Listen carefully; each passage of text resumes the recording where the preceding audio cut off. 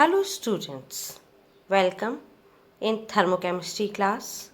Today we will study heat of neutralization, उदासीनीकरण ऊष्मा। उदासीनीकरण ऊष्मा जब किसी अम्ल की 1 ग्राम तुल्यांक की मात्रा को तनु विलयन में किसी क्षार की 1 ग्राम तुल्यांक की मात्रा द्वारा उदासीन किया जाता है तो उत्सर्जित ऊष्मा को अम्ल की उदासीनीकरण एंथैल्पी कहते हैं या हीट ऑफ न्यूट्रलाइजेशन कहते हैं। उदाहरणतः 25 डिग्री सेंटीग्रेड पर HCl के NaOH द्वारा तनु विलयन में उदासीकरण को निम्न प्रकार से लिखा जा सकता है। HCl plus NaOH convert into NaCl plus water. Heat of neutralisation या उदासीनीकरण ऊष्मा बराबर हो गई -13.7 किलो कैलोरीज। अतः 25 डिग्री सेंटीग्रेड पर HCl अम्ल की NaOH द्वारा उदासीनीकरण एंथैल्पी का मान -13.7 किलो कैलोरी है। हमारे सिलेबस में प्रैक्टिकल में भी ये है heat of neutralization of HCl and NaOH, वो हम आपको वर्चुअल लैब में करवाएंगे। उसमें हम HCl और NaOH को मिक्स करेंगे और उसका टेम्परेचर लेंगे कि कितना टेम्परेचर बढ़ता है, और उसका एक प्रोसीजर है। उसमें पहले वाटर इक्विवेलेंट निकालना पड़ता है, उसके बाद हम हीट ऑफ न्यूट्रलाइजेशन निकालेंगे और ये कैलकुलेट करेंगे। ये हम आपको वर्चुअल लैब में बताएंगे पूरा।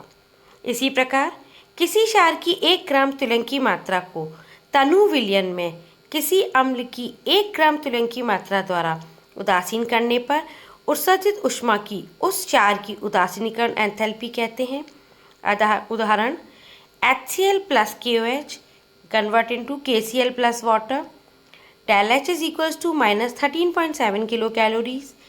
HCl plus LiOH is equals to convert into LiCl plus H2O। Del H is -13.7 kilo calories. Students, हमें यहाँ एक चीज़ देखनी है, हमने NaOH बदला, बेस बदला, चाहे हम बेस बदलें चाहे हम एसिड बदलें, यदि दोनों स्ट्रॉन्ग हैं तो हम देखेंगे कि जो हमारी हीट ऑफ न्यूट्रलाइजेशन की वैल्यू है वो हमेशा सेम रहती है, -13.7 किलो कैलोरीज। उपरोक्त उदाहरण से स्पष्ट है कि प्रबल अम्ल तथा प्रबल क्षार की उदासीनीकरण एंथैल्पी का मान सदैव 13.7 किलो कैलोरी होता है। इस स्थिरता का स्पष्टीकरण आयनन सिद्धांत के आधार पर किया जा सकता है। इसके अनुसार प्रबल वैद्युत उपघटय जल में पूर्णतः आयनीकृत रहते हैं। अतः तनु विलयन में HCl तथा NaOH के उदासीनीकरण को निम्न प्रकार से लिखा जा सकता है। हमें पता है हम जो वीक और स्ट्रॉन्ग एसिड होते हैं, हम स्ट्रॉन्ग एसिड को मान के चलते हैं कि वो आयंस फॉर्म में रहते हैं। मतलब HCl hydrogen plus ions, chloride plus ions में रहता है, NaOH Na plus OH ions में रहता है।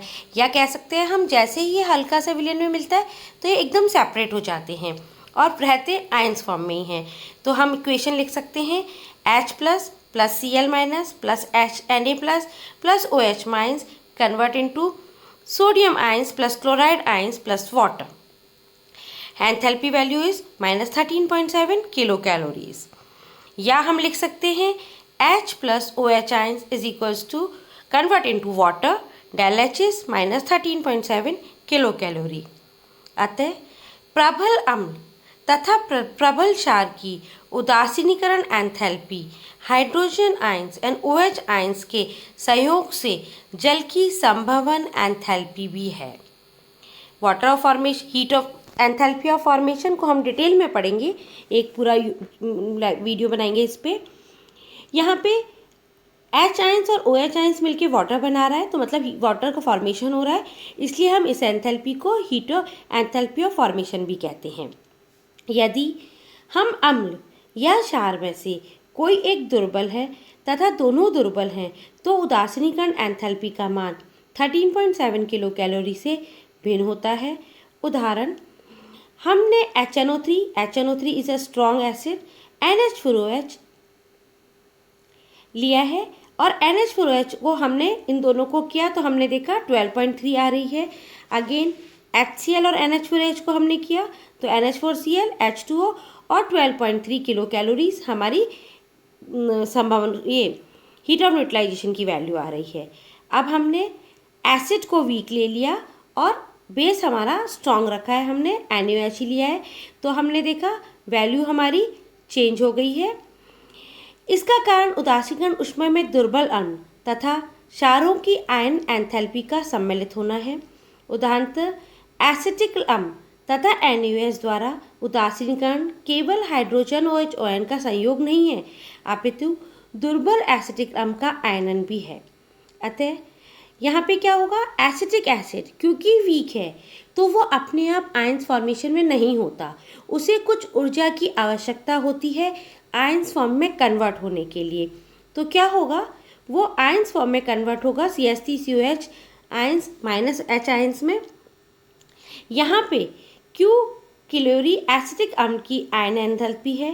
प्रयोगों द्वारा ज्ञात किया गया है कि एसिटिक अम्ल तथा सोडियम हाइड्रोक्लोराइड की उदासीकरण एंथैल्पी 13.2 किलो कैलोरी है। अतः Q हमारा आ जाएगा 0.5 kilo calorie.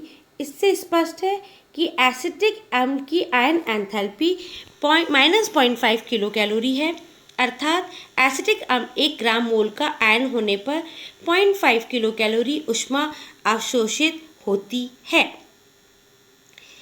Heat of neutralization. The change in heat content enthalpy of the system when 1 gram equivalent of an acid is neutralized by 1 gram equivalent of base or vice versa in dilute solution is known as heat of neutralization. Following are the examples of heat of neutralization. HCl plus NaOH convert into NaCl plus water. Again, the heat of neutralization value is -13.68 or 13.7 we can use.